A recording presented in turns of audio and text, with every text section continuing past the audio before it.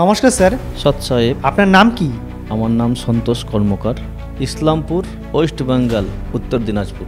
আপনি পশ্চিমবঙ্গের একজন নাগরিক হয়ে সন্ত রামপালজি মহারাজের কাছ থেকে নাম দীক্ষা নিলেন। আপনি এমনটা কেন করলেন আমাদের দর্শকদের বলবেন।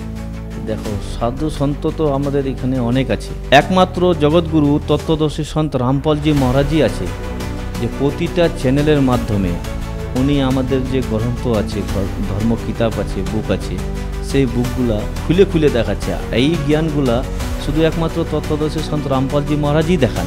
অন্য ধর্মগুরু আমাদেরকে বেদ, কুতা, কিরান এইসব খুলে দেখাননি।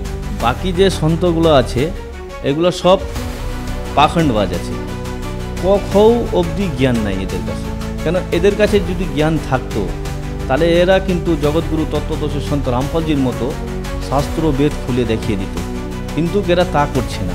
নিজের মনমানি যেটা মনে পড়তেছে সেই জিনিসটাই বলতেছে, সেইভাবেই মন্ত্র যা হলো দিয়ে দিল, কিন্তু তাতে কোনো লাভ হচ্ছে না। আজকে মানুষ লাভ পাচ্ছে না, যেরকম কষ্ট মানুষের লাগেই আছে, তো মানুষ নেশার দিকে চলে যাচ্ছে। একদিনে নাম দীক্ষাও নিচ্ছে, নামও জপ করতেছে, অন্যদিকে জীব হত্যাও করতেছে, মাছ মাংস মদিরা পান সবই করে। তাহলে তো এইসব তো ভণ্ড সাধুই বলা হয়। জগৎগুরুর তত্ত্বদর্শী সন্ত রামপালজি মহারাজের যত শিষ্য আছে কোনো নেশা করে না, নেশা তো করার দূরের কথা, আইনেও দিবে না। সম্পূর্ণ ভিডিওটি দেখার জন্য ডেসক্রিপশন বক্সে দেওয়া লিংকে ক্লিক করুন।